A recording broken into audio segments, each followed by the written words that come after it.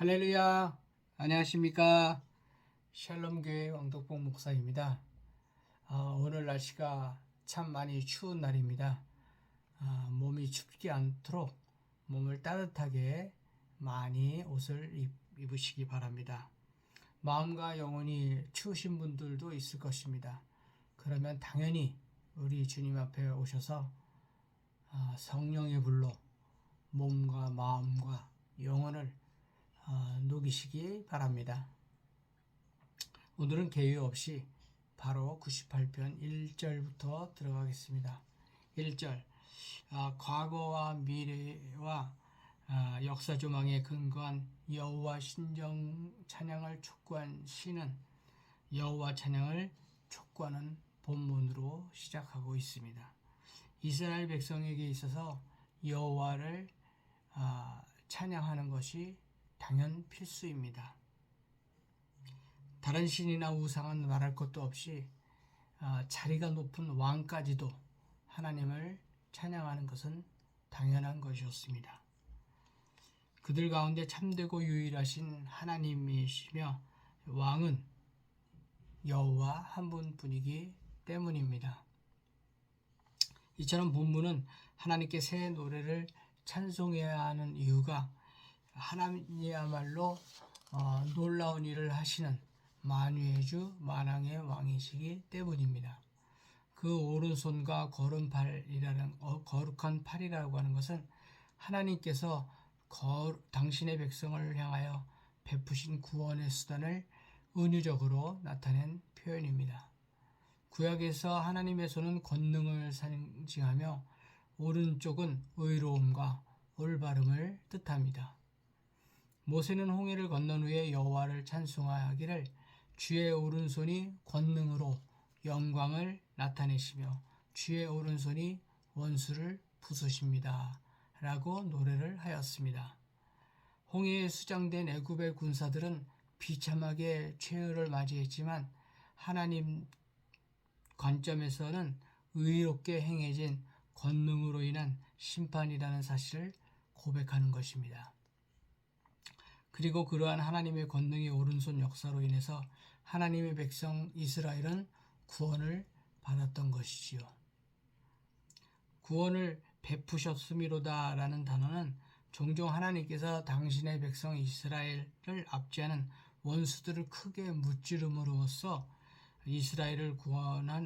이스라엘에게 구원을 가져다 주심을 표현하는 단어입니다. 이처럼 생생한 구원을 체험한 자들, 부인할 수 없는 하나님의 능력과 자비하심을 체험한 자들은 마땅히 하나님을 찬양해야 합니다. 본문의 자기를 위하여라는 표현은 여호와 구원의 혜택은 이스라엘 백성에게로 돌아가지만 명예는 여호와 하나님께로 귀속되는 것입니다. 사실 모든 하나님의 사역은 하나님의 영광을 드러내는 것이지요. 하나님의 백성인 이스라엘을 구원하는 일 역시 하나님은 무력하신 분이 아니라 그것을 만천하에 실증한 사건이었으며 하나님께서 계획하신 구속사를 진행하기 위한 것이었죠. 2절 본문은 하나님께서 이스라엘에게 베푸신 구원을 그들이 알게 하셨다는 것을 나타내고 있습니다. 여기서 알게 하시며라고 하는 단어는 남녀가 동침하거나 부부 생활을 한다거나 아니면 전쟁에서 피가 튀고 살이 찢기는 그러한 실제적인 앓음을 이야기를 하는 것이죠. 그 앓음이라는 것은 우리가 알고 있는 지식에서 벗어나서 실제 삶에서의 앓음을 이야기하는 것입니다. 그들이 받은 구원이 이처럼 생생한 것이기에 뇌리에서 잊을 수 없었으며 그로 인해 그들은 감사하며 찬송하지 않을 수 없었던 것입니다. 이스라엘 구원하면서 그 의를 열방의 목전에서 나타내셨다는 것은 멸망을 당하거나 패퇴한 민족에게 있어서는 심판당할 만한 죄악이 있었다는 사실과 함께 그들이 그러한 사실을 깨닫고 여호와의 구원 행위가 의로우시다는 것을 인정한다는 것입니다. 이는 이스라엘이 체험한 대표적인 구원의 사건이라고 할 수 있는 출애굽 사건, 또 그 구원의 완결이라고 할 수 있는 약속의 땅인 가나안으로 들어가는 그런 과정 등을 통해서 명백하게 확인할 수 있습니다. 결국 하나님은 당신의 언약을 지키는 한편 이스라엘을 들어 불의하고 추악한 삶을 돌아보고 또 가나안 땅의 원주민들에게 의의 심판을 내리셨고, 이를 목격했던 사람들은 여호와의 권능과 더불어 여호와를 찬양할 수밖에 없다라는 것입니다. 3절 본문을 원문의 뉘앙스를 감안하여 다시 번역하면 그가 이스라엘 집을 향하신 그의 인자와 그의 성실하심을 기억하셨도다라는 것입니다. 인자는 히브리 말로 헤세드로 이스라엘과의 언약의 바탕을 둔 하나님의 변함없는 사랑을 말하는 단어입니다. 또한 성실은 에무나라고 히브리어로 에무나라고 하고 신실, 진실함을 나타내는 단어인데, 역시 하나님께서 당신의 백성과 맺은 언약을 하나의 어김도 없이 이루시는 하나님의 신실하심을 나타내는 겁니다. 중간에 있는 끝이라고 하는 단어는 다음과 같은 두 가지 의미를 해석할 수 있는데요. 이스라엘에서부터 가장 멀리 떨어져 있는 모든 나라들까지 하나님의 구원을 보았다라는 것이고요. 그래서 모든 나라들까지 하나님의 구원을 이룬다라는 뜻입니다. 두 번째는 이 세상에서 보잘것없는 사람들조차 그것을 보았다라는 의미입니다. 이스라엘 향하여 베푸신 하나님의 구원은 그 정도로 분명히 널리 알려졌던 것이지요. 4절 앞선 1절에서 3절까지는 여호와의 찬양으로 사람들을 초대하여 과거에 이스라엘에게 행하신 구원의 역사를 설명하고 있었습니다. 이제 본절이야 8절까지는 온 땅 만민과 피조물까지도 여호와를 찬양할 것을 촉구하는 내용입니다. 하나님께서 베푸신 구원과 그에 대한 감사와 감격은 그를 향한 찬양으로 당연히 반드시 해야 하는 것이지요. 성경 여러 곳에서 온갖 악기를 동원해서 하나님을 찬양하라. 하늘의 천군 천사와 자연 만물, 노유와 귀천을 망라해서 하나님을 찬양하라. 목소리만 아니라 몸과 마음을 다해서 찬양하라. 백성의 찬양을 촉구하는 다양한 내용이 언급된 것은 하나님의 구원과 구원을 베푸신 하나님을 향한 감동이 어떻게 표현되어야 할지를 함축적으로 전달하는 것이었습니다. 소리내어 즐겁게 찬양하며 찬송할지어다라는 것은 하반절의 이 세 단어는 모두 명령형 동사로 되어 있습니다. 여호와를 즐거이 찬양하는 것은 사람 마음에 따라서 좌지우지되는 것이 아닙니다. 그것은 하나님의 창조를 받고 그의 구속을 목격한 모든 사람의 당연 의무인 것이지요. 찬양은 레위 지파 사람들만 하는 것이 아니라 또한 이스라엘 사람들만 하는 것도 아닙니다. 세상의 모든 사람이 하나님을 향해 찬양을 드려야 하는 것이지요. 인간은 하나님을 찬양하지 않으면 반드시 허무한 우상이든 자기 자신이든 무언가를 하나님 외에 무언가를 향해서 경배하는 것이 인간의 속성입니다. 하지만 여호와가 아닌 다른 대상을 찬양하는 만큼 하나님의 뜻에 반하며 자기를 지으시고 구원하신 하나님의 뜻을 어그러뜨리는 행동은 없을 것입니다. 5절, 6절 5절과 6절은 하나님 여호와를 찬양하는 방식에 대해서 언급함으로써 시인은 동원할 수 있는 모든 악기와 음성으로 찬양하라고 요구하고 있습니다. 노래하라 노래할지어다라는 명령어를 2번 사용하여 은유를 살리고 동시에 하나님을 찬양할 것을 강조하고 있습니다. 본문에서는 언급되고 있는 수금은 고대 이스라엘의 현악기로 10줄로 되어 있고 아마 현대의 하프와 비슷한 악기라고 볼 수 있습니다. 6절에 등장하는 나팔은 짐승의 뼈로 만들어진 양각 나팔과는 구별되는 금속으로 만들어진 악기로서 하나님께 예배하기 위해서, 아니면 소집을 위해서 부는 나팔, 아니면 전투 신호로 보내지는 그런 도구로 사용하였던 것입니다. 그리고 6절 호각은 주로 나팔, 양각으로 번역됩니다. 이것은 보통 양의 뿔이나 염소의 뿔로 만들어진 것이지요. 5절과 6절에 언급되고 있는 이런 악기들은 유대인들이 아주 자주 사용했던 악기들입니다.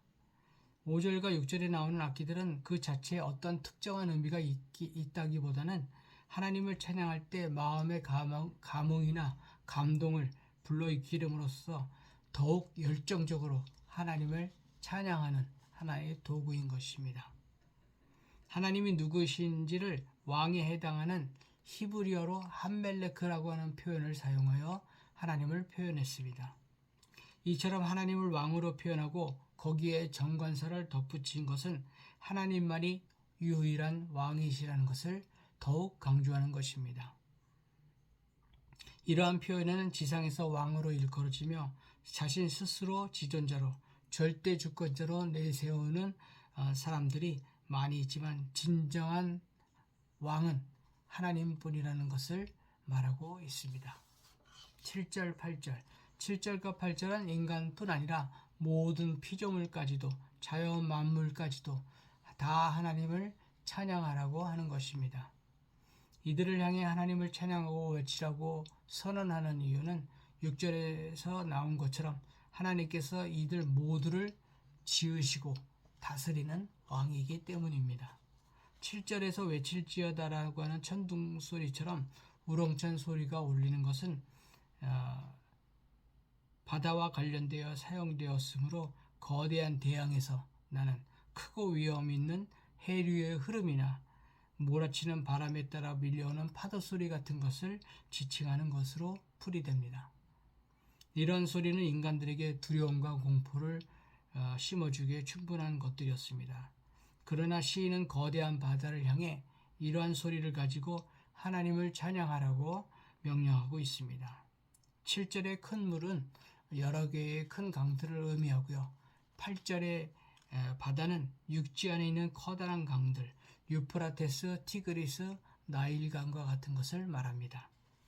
이 강들이 박수한다는 것은 물이 출렁거리고 소리를 내는 것으로 찬양하라는 것이지요. 산악이 즐거이 노래한다는 표현은 산에서 나는 바람소리, 나무들이 바람에 흔들려 나는 소리, 산에서 거하는 새소리, 각종 소리가 모두 다 어우러지고 합쳐져서 찬양하는 소리로 들린다는 의미를 표현한 것입니다. 이러한 표현 역시도 만물을 창조하시고 주관하시는 위대한 왕이신 하나님께 영광을 돌려드리고자 하는 시인의 찬양 의지를 반영하고 있는 것을 볼 수 있습니다. 9절, 앞선 4절부터 8절까지는 시인은 온 땅을 향하여 하나님을 찬양할 것을 촉구하였습니다. 이제 본시 마지막 9절인 본절은 모든 피조물에 대한 여호와의 의로우신 종말론적 심판을 의미하고 있습니다.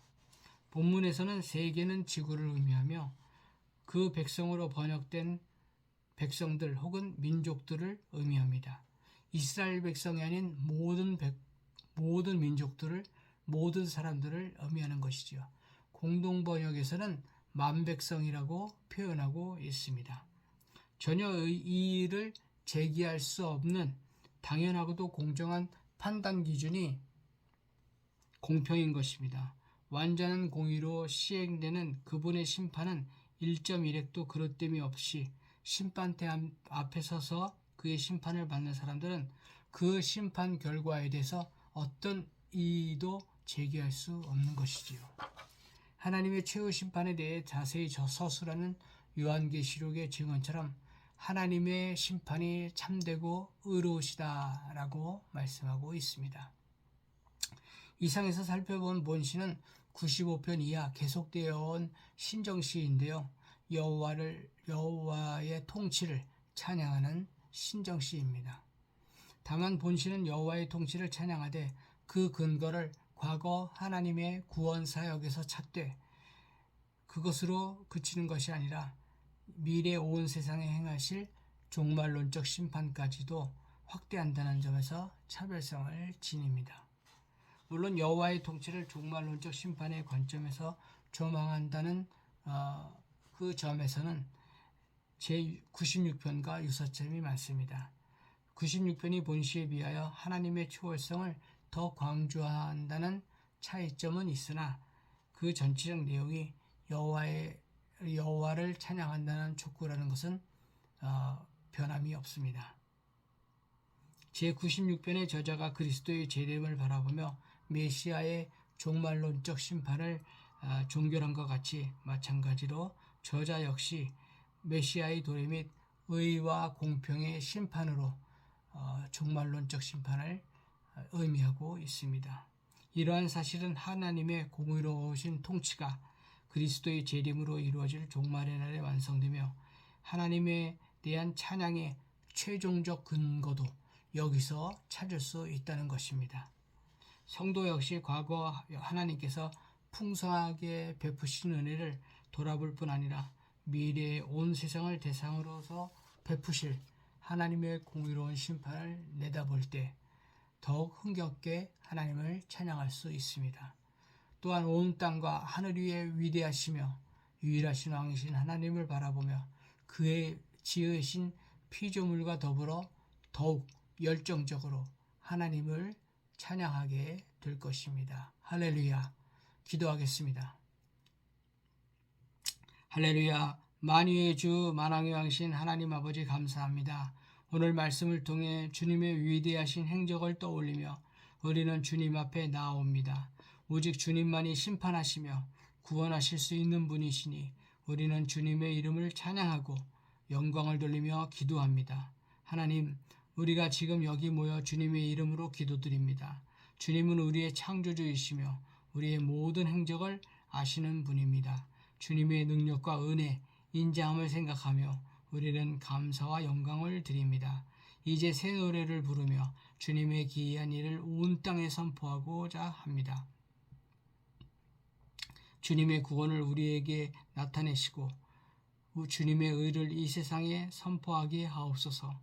우리의 삶을 주님의 빛으로 비추어 주시고 우리가 주님의 인자하심을 경험하게 하옵소서. 주님의 이름으로 모든 열방에 주님의 큰 이름으로 전파하고자 합니다. 우리의 입과 삶이 항상 주님을 찬양하며 주님의 영광을 나타나게 하옵소서. 거룩하신 예수 그리스도의 이름으로 기도드립니다. 아멘. 손뼉 치고 어깨를 들썩거리고 몸을 흔들면서 하나님을 찬양합시다. 샬롬.